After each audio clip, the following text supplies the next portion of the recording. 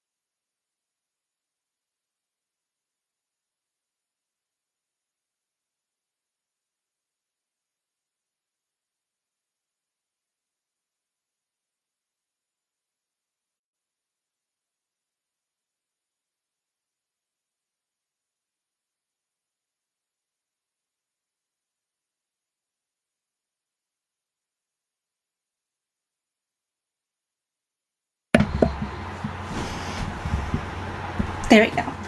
It's unmuted now. Alright. Have to always be sure. I find out halfway down the stairs. No, the microphone didn't mute. No, they can hear you going down the stairs. Hello, everyone. Hello, Joan. Hello, Vernon. Even though you're just downstairs and I can wave at you. He's got a bit of a delay, so that's kind of interesting. Let's see. I'm going to turn this volume down because I've got the... Oh, it's really hot in here. But I came ready. I got my fan. Alright, so it looks like one of you has voted for Yates. Alright, and that's 100% of the votes so far, so looks like we're going to be doing Yates. And what I've got for you today is Irish fairy tales, brought together by W.B. Yeats. Turn the fan on before I got this started.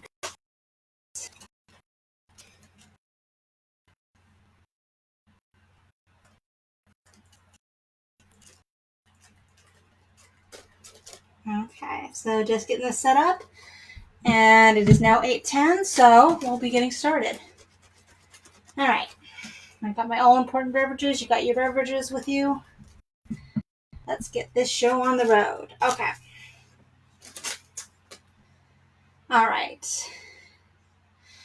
An introduction by Yeats himself, an Irish storyteller.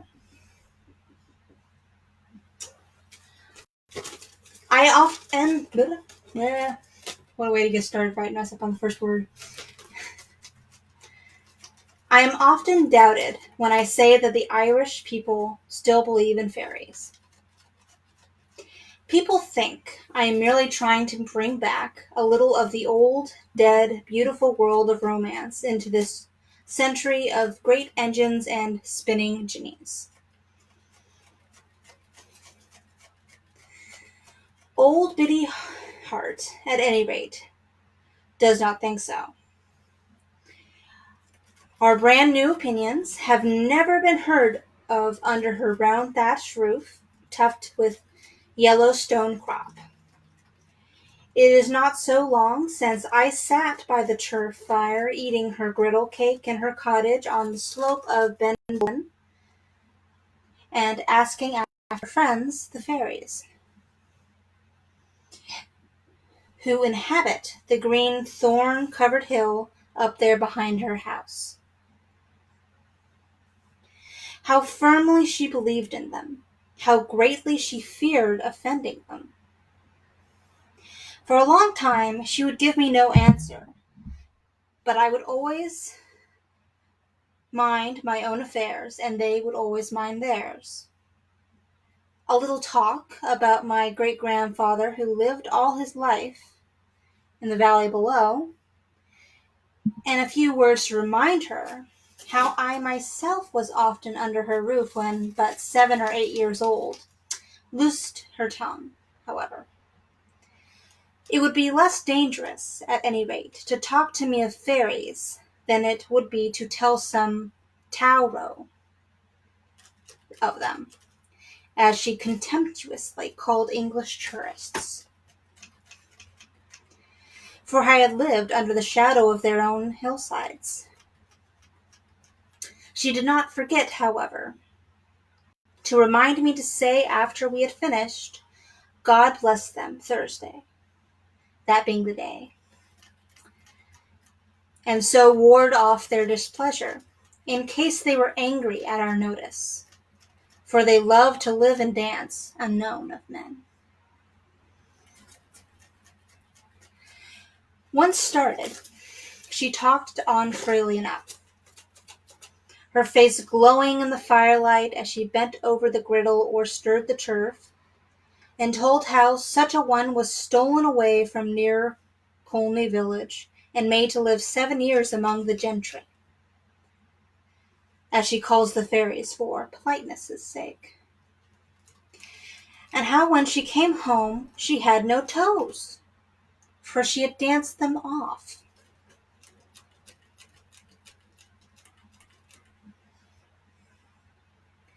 And how such another was taken from a neighboring village of Grange, and compelled to nurse the child of the Queen of Fairies a few months before I came.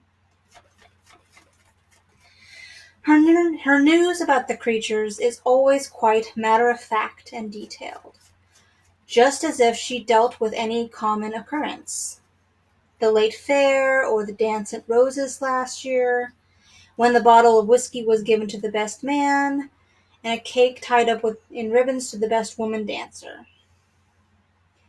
They are to her people not so different from myself, only grander and finer in every way. They have the most beautiful parlors and drawing rooms, she would tell you. As an old man told me once, she has endowed them with all she knows of splendor, although that is not such a great deal, for her imagination is easily pleased. What does not seem to us so very wonderful is wonderful to her there, where all is so homely under her wood rafters and her thatched ceiling covered with whitewashed canvas.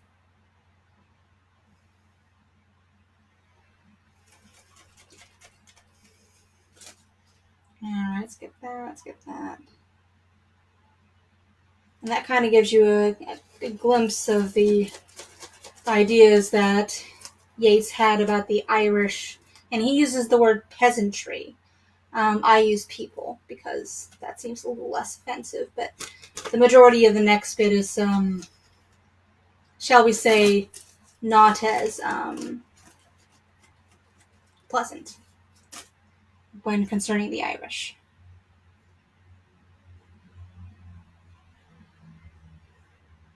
Okay, so the first chapter of this particular piece is titled with the story The Fairies' Dancing Place.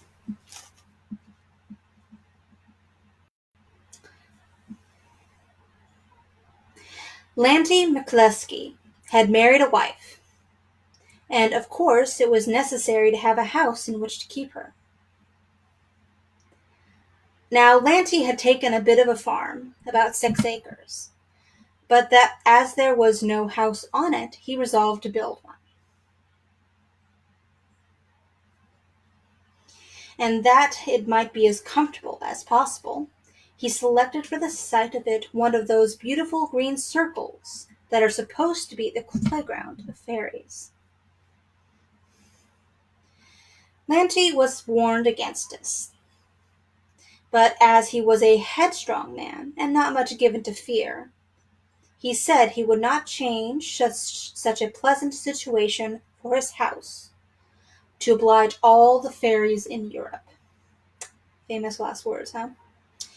He accordingly proceeded with the building, which he finished off neatly. And as it is usual on those occasions to give one's neighbors and friends housewarming, so in compliance with this good and pleasant old custom, Lanty, having brought home the wife in the course of the day, got a fiddler and a lot of whiskey, and gave those who had come to see him dance in the evening. This was all very well, and the fun and hilarity were proceeding briskly, when a noise was heard after night had set in, like a crushing and a straining of ribs and rafters on the top of the house. The folks assembled all listened, and without doubt there was nothing heard but crushing and heaving and pushing and groaning and panting, as if 1,000 little men were engaged on pulling down the roof. "Come," said a voice, which spoke in tone of command, "work hard. You know we must have Lanty's house down before midnight." This was an unwelcome piece of intelligence to Lanty, who, finding that his enemies were such as he could not cope with, walked out and addressed them as follows. Gentlemen, I humbly ax your pardon for building on any place belonging to you. But if you'll have the civilitude to let me alone this night, I'll begin to pull down and remove the house tomorrow morning. This was followed by a noise like a clapping of 1,000 tiny hands, and a shout of "Bravo, Lanty!" billed halfway between the two white thorns above the boreen. And after another hearty little shout of exultation, there was a brisk, rushing noise, and they were heard no more. The story, however, does not end there. For Lanty, when digging the foundations of his new house, found the full of a cam of gold, so that in leaving to the fairies their playground, he became a richer man than ever he otherwise would have been, had he never come in contact with them at all. And by the way, a cam is a metal vessel in which rushlights are dipped. And okay, so that's story one.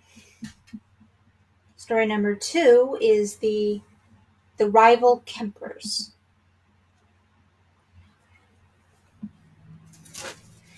In the north of Ireland, there are spinning meetings of unmarried females frequently held at the houses of farmers, called Kemps. Every young woman who has got the reputation of being a quick and expert spinner attends where the Kemp is to be held.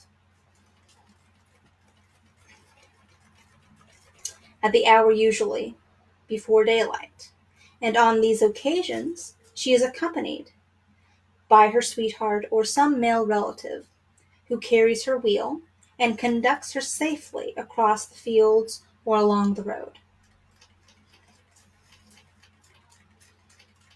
as the case may be.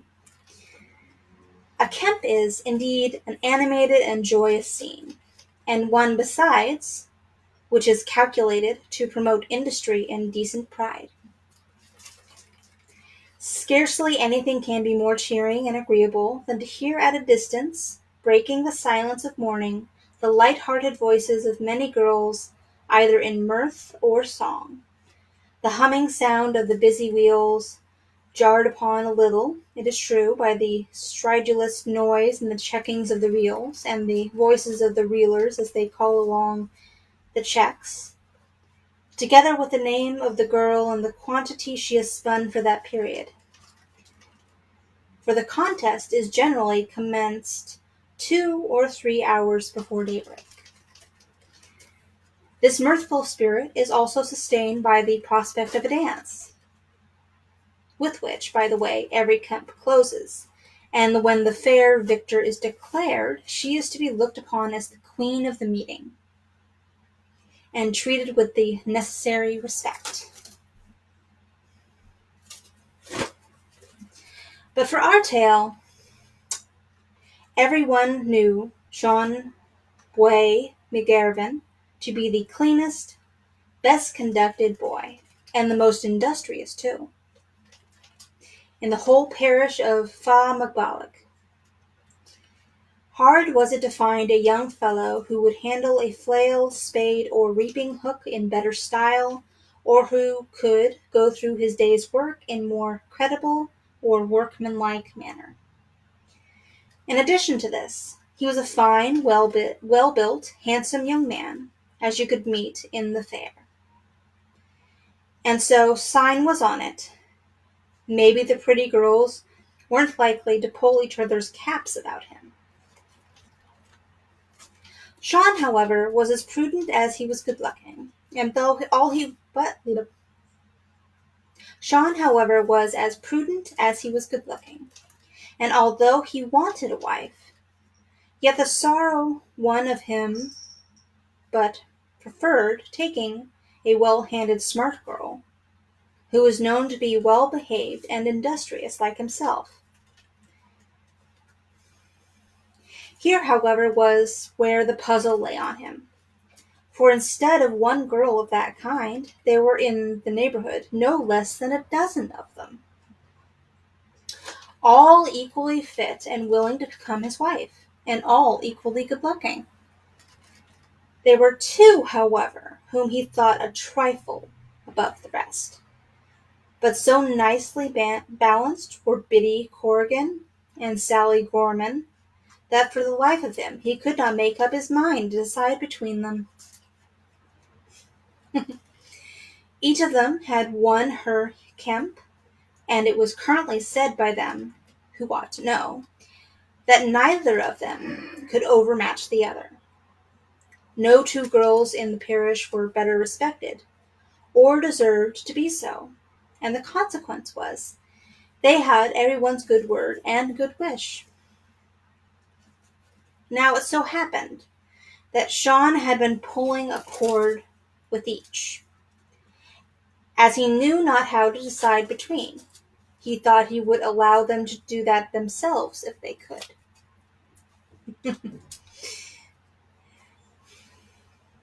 He accordingly gave out to the neighbors that he would hold a Kemp on each day week, and he told Biddy and Sally especially that he had made up his mind to marry whichever of them won the Kemp, for he knew right well, as did all the parish, that one of them must.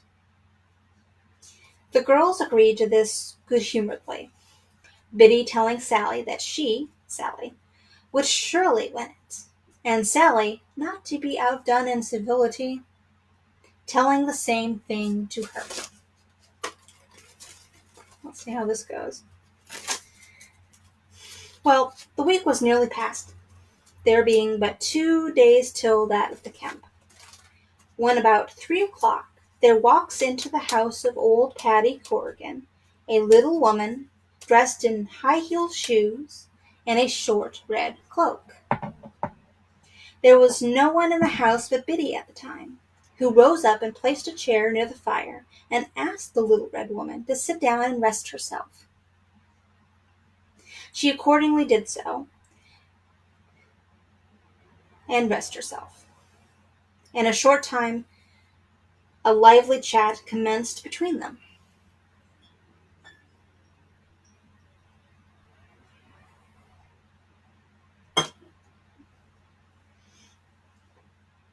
So, said the strange woman, there's to be a great Kemp in Sean Boob McGarvin's? Indeed there is that, good woman, replied Biddy, smiling and blushing to back of that again, because she knew her own fate depended on it. And, continued the little woman, whoever wins the Kemp wins a husband? Ah, so it seems. Well, whoever gets Sean will be a good woman, for he's the moral of a good boy. That's nothing but the truth, anyhow, replied Biddy, sighing, for fear, you may be sure, that she herself might lose him. Indeed, a young woman might sigh for many a worse reason. But, said she, changing the subject, you appear to be tired, honest woman, and I think you had better eat a bit, and take a good drink of thick milk to help you on your journey. Thank you kindly, a colleen. I'll take a bit, if you please, hopin', at the same time, that you won't be the poorer of it this day 12 months. Sure, said the girl, you know that what we give from kindness ever and always leaves a blessing behind it. Yes, assure, when it is given from kindness. She accordingly helped herself to the food that Biddy placed before her, and appeared, after eating, to be very much refreshed. Now, said she, you're a very good girl, and if you are able to find out my name before Tuesday morning, the Kemp day, I tell you that you'll win it, and gain a husband. Why, said Biddy, I never saw you before. I don't know who you are, nor where you live. How then can I find out ever your name?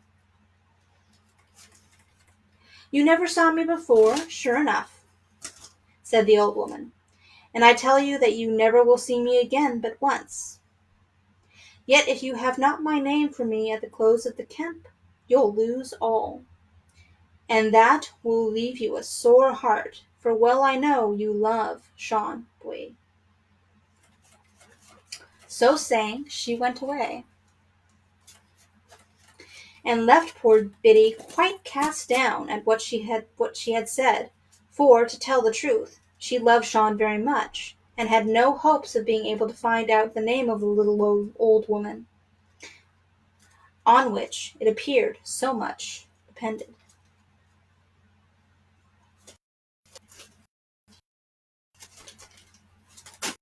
It was the same hour, the same day, that Sally Gorman was sitting in her father's house, thinking of the camp, when who should walk in to her but our friend the little red woman.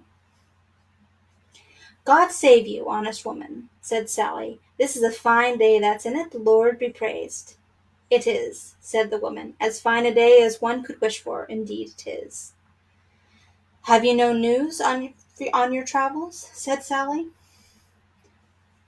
The only news in the neighborhood, replied the other, is this great camp that's to take place at Sean McGravin's. They say you're either to win him or lose him then, she added, looking closely at Sally as she spoke. I'm not very much afraid of that, but even if I do lose him, I may get as good. It's not easy getting as good, rejoined the old woman, and you ought to be very glad to win him if you can. Let me alone for that, said Sally. Biddy's a good girl, I allow, but as for spinning, she never saw the day she could leave me behind her. Won't you sit and rest you? She added. Maybe you're tired. It's time for you to think of it, thought the woman, but she spoke nothing.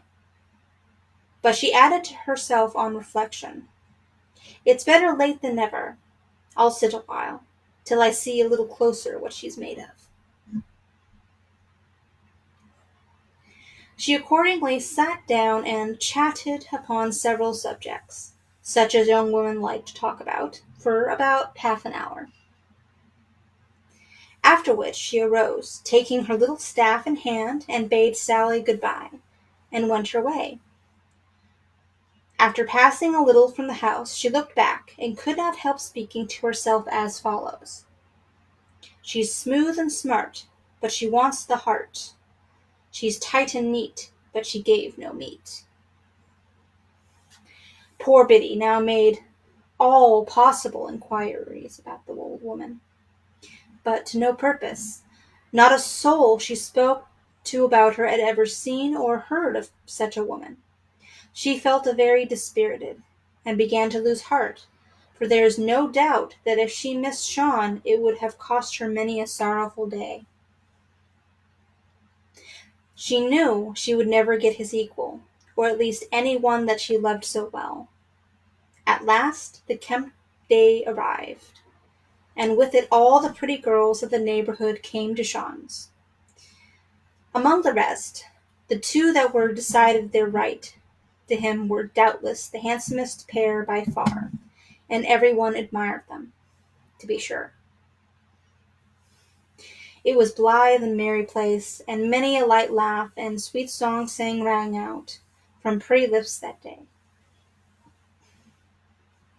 Biddy and Sally, as every one expected, were far ahead of the rest, but so even in their spinning that the reelers could not for the life of them decide which was the better. It was neck and head between the pretty creatures, and all who were at the Kemp kept themselves wound up to the highest pitch of interest and curiosity to know which of them would be successful. The day was now more than half gone, and no difference was between them, when, to the surprise and sorrow of every one present, Biddy Corrigan's hack broke in two, and so to all appearance ended the contest in favor of her rival. And what added to her mortification, she was as ignorant of the red woman's name as ever. What was to be done? All that could be done was done. Her brother, a boy about 14 years of age, happened to be present when the accident took place, having been sent by his father and mother to bring them word how the match went on between the rival spinners.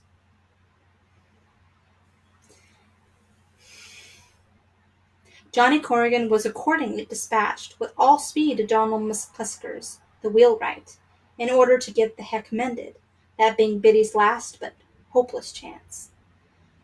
Johnny's anxiety that his sister should win was of course very great, and in order to lose as little time as possible, he struck across the country, passing through, or rather close by, Kilredden Forth, a place celebrated as a resort of the fairies.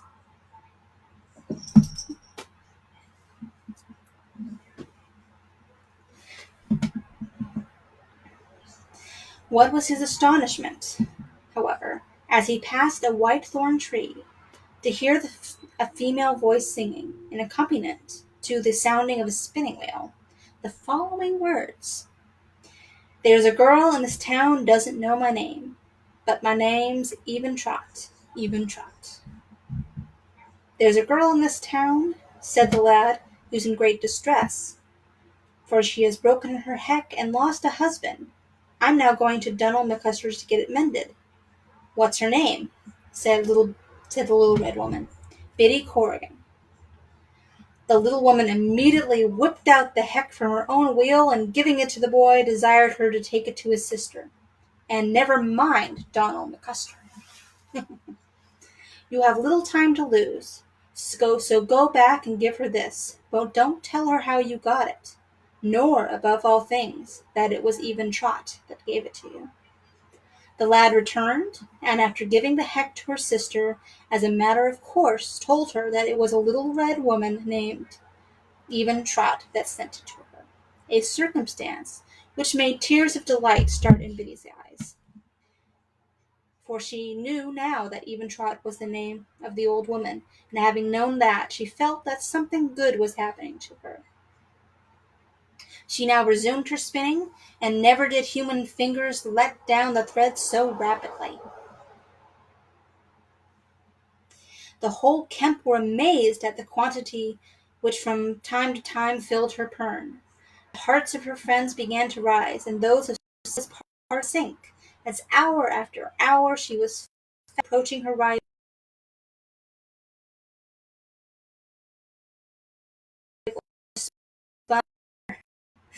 At length they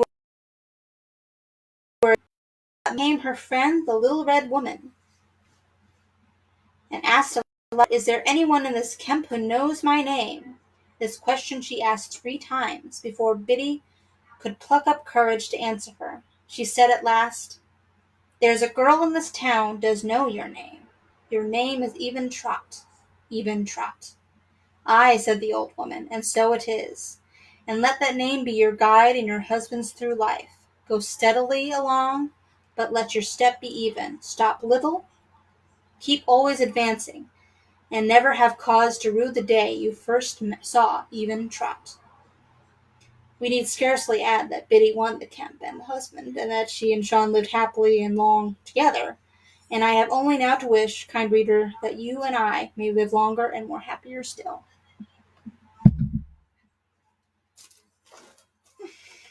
So, how am I doing so far? Guys, are you enjoying this, or all that good stuff? Shall I continue with the next tale?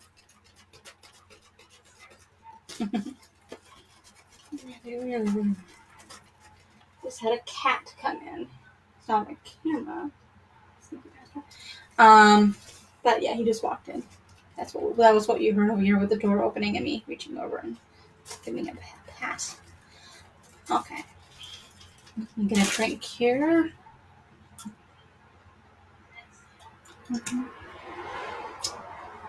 All right. 8:38. So we got about 20 more minutes. So let's move on to a different section of Irish fairy tales. We've heard a lot about spinning. We've heard a lot about the home.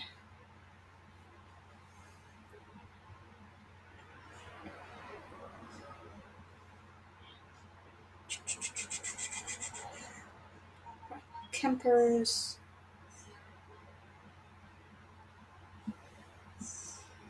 Let's see. And let's move on to. Oh, thank you. All right. Glad to see that it's going fairly well. All right. So, this next story comes from the storyteller. The words are Michael Hart, and these are recorded by W.B. Yeats, but they were Michael Hart's story and words. And his story is called A Fairy Enchantment. Okay. In the times when we used to travel by canal, I was coming down from Dublin. When we came to Mullingar, the canal ended, and I began to walk, and stiff and fatigued I was after the slowness. I had some friends with me, and now and then as we walked, now and then we rode in a cart. So on till we saw some girls milking a cow, and stopped to joke with them. After a while we asked them for a drink of milk. "We have nothing to put it in here," they said, "but come to the house with us." We went home with them and sat around the fire talking, and after a while the others went, and left me, loath to stir from the good fire. I asked the girls for something to eat. There was a pot on the fire, and they took the meat out and put it on a plate, and told me to eat only the meat that came from the head. When I had eaten, and the girls went out, and I did not see them again. Okay. Formatting. This is interesting.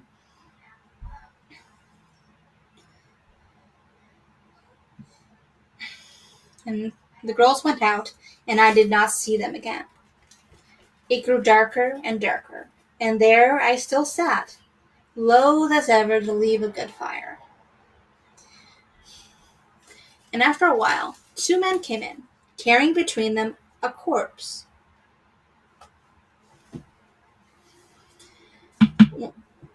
When I saw them, I hid behind the door. Says what to the other? "Who'll turn the spit?" says the other. "Michael Hart, come out of that and turn the meat." I came out in a tremble and began turning the spit. "Michael Hart," said the one who spoke first, "if you let it burn, we will have to put you on the spit instead." And on that they went out. I sat there trembling and turning the corpse until midnight. The men came again, and the one said it was burnt, and the other said it was done right. But having fallen out over it, they both said they would do me no harm that time. And sitting by the fire, one of them cried out, "Michael Hart, can you tell a story?" "Never a one," said I. On that he caught me by the shoulders and put me out like a shot.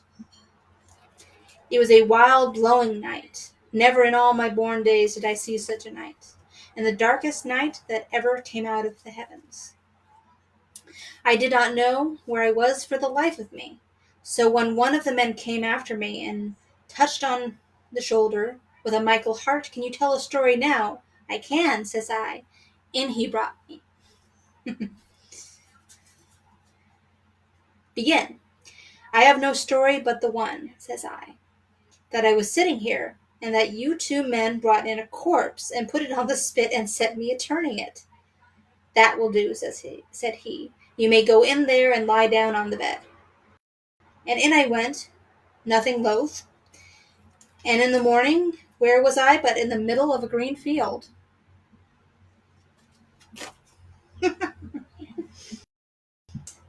An interesting tale, an interesting experience. Corpse turning on a spit and then suddenly finding yourself in the middle of a green field when you woke up. I'm glad he survived.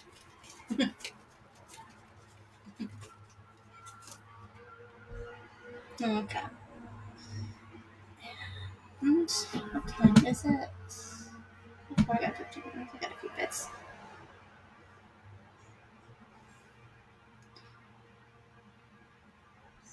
Okay.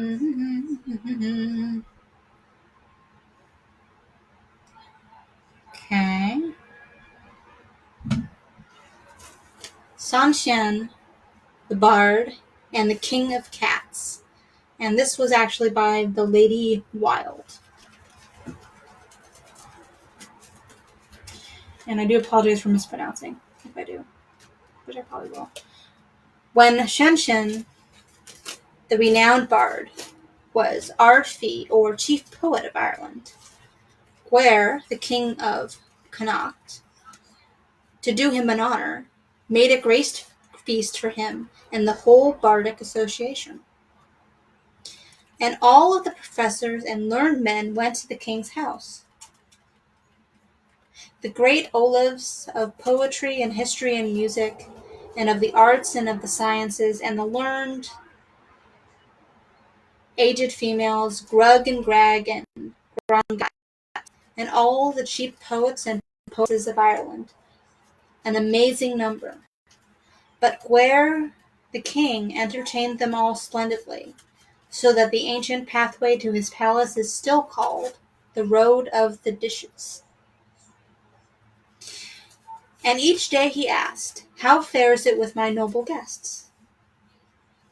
But they were all discontented, and wanted things he could not get for them. So he was very sorrowful, and prayed to God that he be delivered from the learned men and women and vexatious class.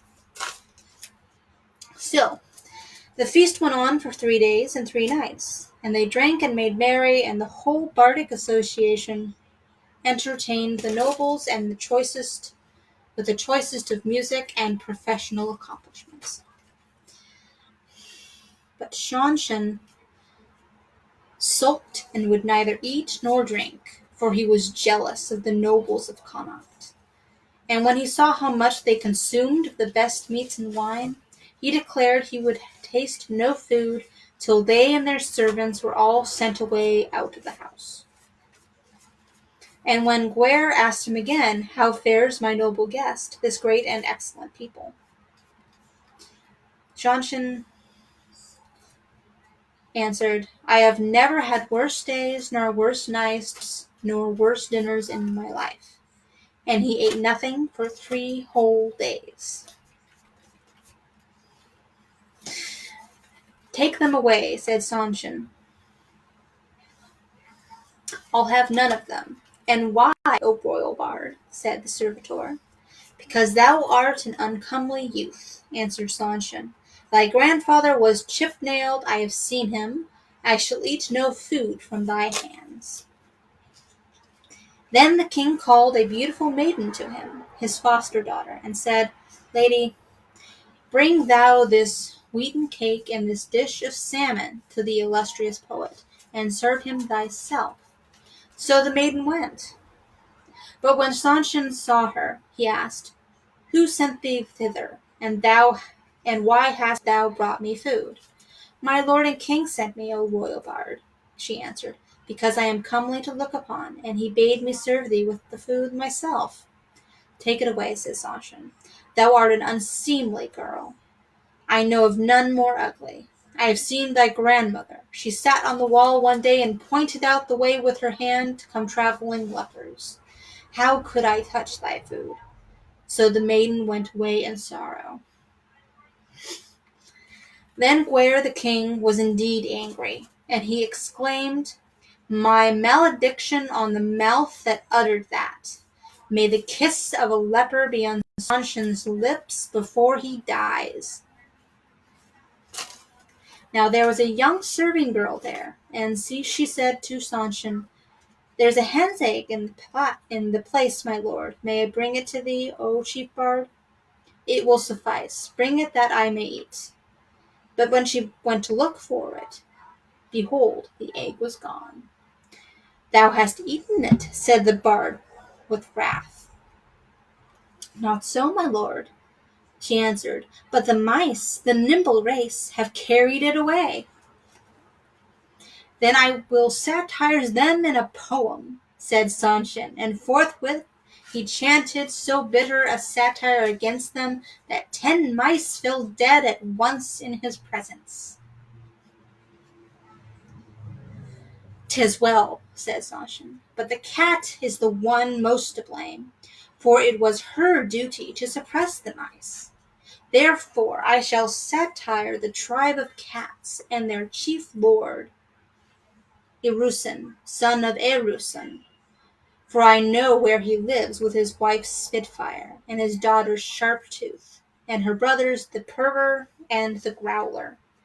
But I shall begin with Orusen himself, for he is king and answerable for all the cats. Something tells me this is not going to turn out well. And he said, Orusen, monster of claws, who strikes at the mouse but letteth it go, weakest of cats. The otter did well when he bit off the tips of thy progenitor's ears, so that every cat's sense is jagged-eared. Let thy tail hang down, it is right, for the mouse jeers at thee. Now, Arusen heard these words in his cave, and he said to his daughter Sharptooth, Sershan has satired me, but I will be avenged. Nay, father, she said, bring him here alive, that we may all take our revenge. I shall go then and bring him, said Arusen. So send thy brothers after me.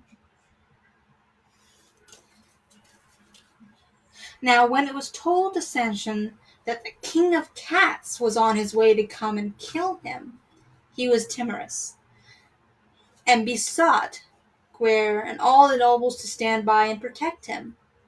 And before long a vibrating, impressive, impetuous sound was heard, like a raging tempest of fire in full blaze. And when the cat appeared, he seemed to them of the size of a bullock.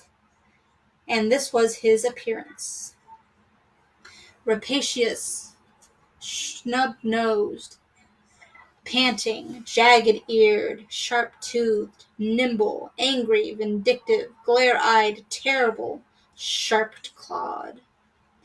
Such was his similitude. But he passed on amongst them, not minding till he came to Sanshin. And him he seized by the arm and jerked him up on his back, and made off the way he came before anyone could touch him, for he had no other object in view but to get hold of the poet. Now Sanshin, being in evil plight, had recourse to flattery. O Irusen, he exclaimed, how truly splendid thou art! Such running, such leaps, such strength, and such agility! But what evil have I done, O Irusen, son of Erusen? Spare me, I entreat, I invoke the saints between thee and me, O great king of cats. But not a bit did the cat let go his hold for all this fine talk, but went straight to Clonmacnoise, where there was a forge, and St. Kieran happened to be there, standing at the door. Just happened to be there. What? Exclaimed the saint. Is that the chief bard of Erin on the back of the cat? Has Gware's hospitality ended in this? And he ran for a red-hot bar of iron that was in the furnace, and struck the cat on the side with it, so that the iron passed through him, and he fell down, lifeless. Now my curse on the hand that gave that blow, said the bard, when he got upon his feet. And wherefore? Because I would rather Irusen had killed me and eaten me every bit, that so I might give disgrace on Gwere for the bad food he gave me. For it was all owing to his wretched dinners that I got into this plight. And when all the other kings heard of Sanshin's misfortunes, they sent to beg he should visit their courts. But he would have them neither kiss nor welcome from them, and went on his way to the bardic mansion, where the best of good living was always to be had. And ever after the kings were afraid to offend Sanshin. So as long as he lived, he had the chief place at the feast, and all the nobles were made to sit below him, and Sanshin was content. And in time he and Guer were reconciled, and Sanshin and all the Olavs and all the whole Bardics Association were feasted by the king for 30 days in noble style, and had the choicest of viands and the best of French wines to drink, served in goblets of silver, and in return for this splendid hospitality, the Bardic Association decreed unanimously a vote of thanks to the king, and they praised him in poems as Guer the Generous, by which name he is ever known in history, for the words of the poet are immortal. That is an odd story.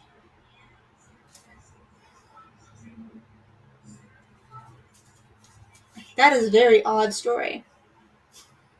And honestly, I think it should have ended quite differently for Sanshin.